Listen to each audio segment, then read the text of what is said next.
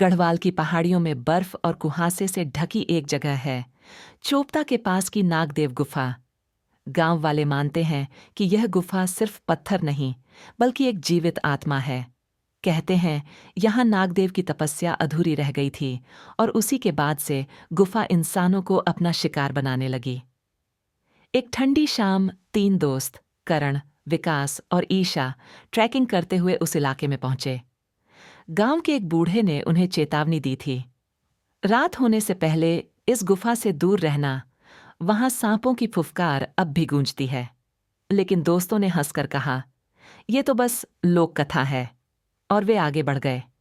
जैसे ही रात ढली, आसमान पर बादल छा गए और बिजली चमकते ही गुफा का मुख अजीब तरह से चमकने लगा, मानो किसी ने उन्हें बुलाया हो। तीनों ने गुफा में घुसते ही महसूस किया कि बाहर की तुलना में अंदर हवा भारी और ठंडी थी। मशाल जलाने पर देखा कि दीवारों पर पुराने संस्कृत मंत्र खुदे हुए थे, जिनमें बार बार लिखा था, नागदेव की नींद मत तोड़ना। गुफा में गहराई तक जाते जाते उन्हें दीवारों से फुसफुसाहट सुनाई देने लगी। क्यों आए हो? लौट जाओ, लौट जाओ। ईशा कांप गई, लेकिन करण ने मजाक में कहा, ये तो हवा है, डरने की जरूरत नहीं।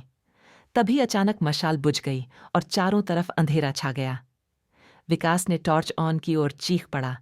दीवार पर दर्जनों काले सांप रेंग रहे थे। उनकी आंखें लाल चमक रही थीं।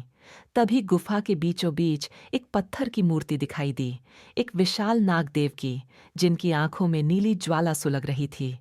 मूर्ति धीरे धीरे हिलने लगी और उसी क्षण सामने धुएं से एक काले वस्त्रों वाला साधु प्रकट हुआ। उसकी आवाज गुफा की गहराई से निकली, तुम मूर्ख हो, मैंने चेताया था, अब नागदेव जाग चुके हैं। साधु के शब्दों के साथ ही गुफा कांपने लगी। सांपों की फुफकार एक डरावने मंत्रोच्चार में बदल गई। करण ने भागने की कोशिश की, मगर उसके पैरों के चारों ओर अदृश्य बंधन कस गए। विकास की आंखें पलट गईं और उसके मुंह से वही संस्कृत मंत्र निकलने लगे जो दीवार पर खुदे थे। ईशा चीखती रही, हमें छोड़ दो, हमसे भूल हो गई। तभी नागदेव की मूर्ति फट पड़ी और एक विशाल धुएं का नाग बाहर निकला, जिसकी फुफकार से गुफा की चट्टानें दरकने लगीं। साधु ने हंसते हुए कहा, अब तुम दीवारों का हिस्सा बनोगे। यहां आने वाला हर इंसान नागदेव का आहार बनता है। करण और विकास की परछाइयां धीरे धीरे गुफा की दीवार में समा गईं। उनकी चीखें हमेशा के लिए वहीं कैद हो गईं। ईशा बेहोश होकर बाहर फेंक दी गई। सुबह गांव वाले उसे पागल हालत में पाए। ईशा आज भी कहती है, गुफा की दीवारों में करण और विकास अब भी मदद के लिए पुकारते हैं। रात होते ही उनकी आवाजें फुसफुसाहट बनकर सुनाई देती हैं। इसलिए गांव वाले आज भी चेतावनी देते हैं, नागदेव गुफा में रात मत बिताना, वरना तुम्हारी परछाई भी दीवारों में कैद हो जाएगी।